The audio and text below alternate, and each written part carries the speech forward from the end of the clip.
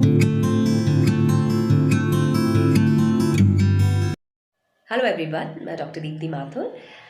I am a neurophysiotherapist और आज मैं डिस्कस करने वाली हूँ एक ऐसी कंडीशन जो कि मेरे पास कमेंट बॉक्स में एज अ क्वेरी मुझे मिली थी और अब हमारे किसी व्यूअर ने ही पूछा था और हम कोशिश करते हैं कि आपकी किसी भी जेन्युइन क्वेरी को हम बहुत ही सिंप्लीफाइड वे में और बहुत ही ऑथेंटिक तरीके से आपके सामने पेश कर पाए ताकि आप सब लोग इसे इजीली समझ सकें। तो the topic is knock knees.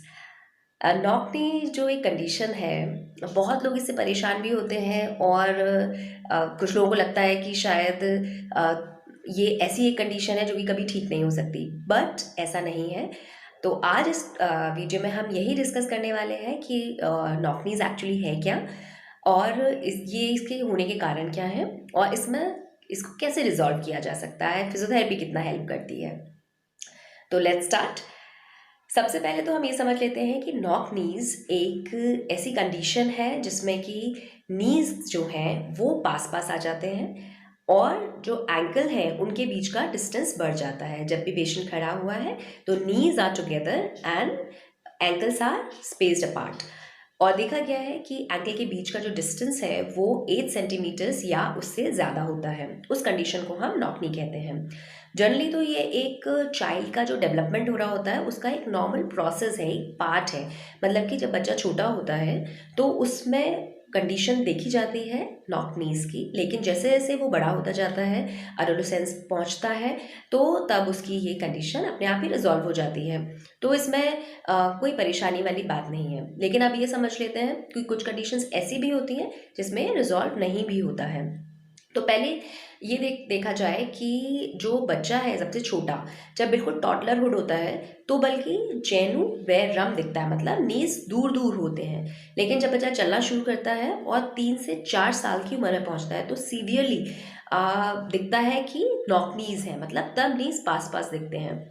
Severe condition knock नीज की देखी जाती है। तो कई लोग उससे डर जाते हैं कि अरे बच्चे को नॉक नी है तो चलो उसको कंसल्ट किया जाए, या बहुत लोग एडवांस कंडीशन भी सोच लेते हैं कि सर्जरी करवा दी जाए, but this is normal development का पार्ट है।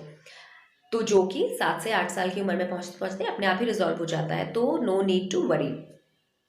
लेकिन किन कंडीशंस में, मान लीजिए कभी जेनेटिक्स का इफेक्ट हो सकता है, कोई इन्फेक्शन या इंजरी हुई हो, या एक्सेसिव प्रेशर किसी कारण से पड़ रहा हो नी पे, रिकेट्स जैसी कंडीशन है, उसमें ऐसा होता है कि भाई नॉक नीज हैं और वो अपने आप ठीक नहीं होंगे, उसके लिए आपको एफर्ट करना पड़ेगा। तो अगर हम इसको प्रॉपरली डिवाइड करें तो एक बोलते हैं हम फिजियोलॉजिकल नॉक नी, जो कि बच्चे के डेवलपमेंट के साथ, उम्र के साथ हो रहा है, जो कि अपने आप ठीक हो जाएगा।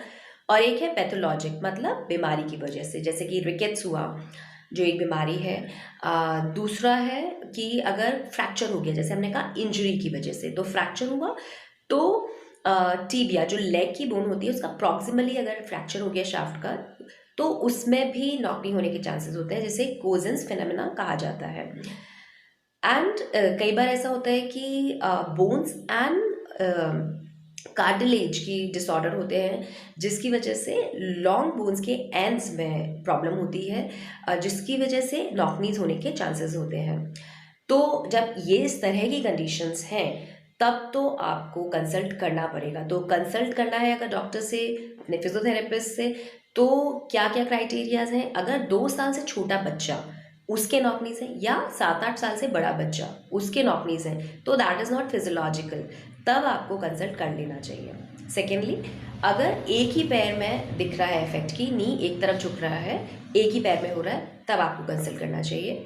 तीसरी चीज़, अगर ये कंडीशन बिगड़ती जा रही है तो आपको कंसल्ट कर लेना चाहिए टाइमली। और इससे प्रॉब्लम्स क्या हो सकती है, क्योंकि एक्सेसिव प्रेशर पड़ रहा है नी पे, जो नी कैप है वो ऑफ सेंटर है, तो ये एक तरह का मिसअलाइनमेंट हो रहा है, तो उसकी वजह से एक्सेसिव प्रेशर है, पेन है नी में, लिम्प भी करने लग जाता है, कई बार लंगड़ाने की भी टेंडेंसी हो जाती है। और क्योंकि प्रेशर चेंजेस हैं तो लॉन्ग टर्म में जाके अर्थराइटिस होने के चांसेस भी हो जाते हैं नॉक नी की वजह से। तो इसको, अगर ये एक फिजियोलॉजिकल कंडीशन नहीं है तो इसको फिर आपको ध्यान देना चाहिए।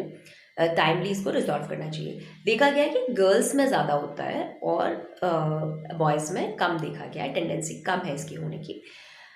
फिजियोथेरेपी हमेशा हेल्प करेगी, क्योंकि अगर आपने टाइमली देख लिया तो बहुत सारी ऐसी एक्सरसाइजेज हैं, बहुत सारे स्ट्रेचेस हैं जो कि हम आगे की वीडियोस में डिस्कस करेंगे, जिससे कि इस कंडीशन को आप रिजॉल्व कर सकते हैं और पेन को कम कर सकते हैं। लेकिन कई बार जब कंडीशन बहुत ज़्यादा एडवांस हो जाती है, आपने ध्यान ही नहीं दिया, आपको पता ही नहीं चला, then you need surgery, and उसके बाद भी आपको फिजियोथेरेपी की ज़रूरत होती है। कई बार कुछ ब्रेसेस का यूज़ होता है, कुछ और कंडीशंस होती हैं, उसमें भी आपको फिजियोथेरेपी की हेल्प की ज़रूरत होती है। लेकिन हमेशा ध्यान ये रखना है कि किसी भी कंडीशन को समझना और उसके साथ साथ उसमें किस तरह से आपको उस पर टाइमली अप्रोच करनी है, जिससे कि वो कंडीशन ज़्यादा ना बिगड़े, वो बहुत इंपॉर्टेंट होता है। इसीलिए हमने ये डिस्कस किया कि इसमें कई कारण नॉर्मल फिजियोलॉजिकल हैं, जिससे कि आपको परेशान होने की ज़रूरत नहीं है, और कई कारण ऐसे हैं जिसमें कि आपको टाइमली अपने कंसल्ट कर लेना है अपने क्लिनिशियन से, जिससे कि आपकी ये कंडीशन और ज़्यादा आपको परेशान ना कर पाए। तो आई होप ये इन्फॉर्मेशन आप लोगों के लिए हेल्पफुल होगी, और आगे की वीडियोस में हम एक्सरसाइजेस के बारे में भी डिस्कस करेंगे। तो तब तक के लिए stay connected, stay happy and stay healthy. Thank you.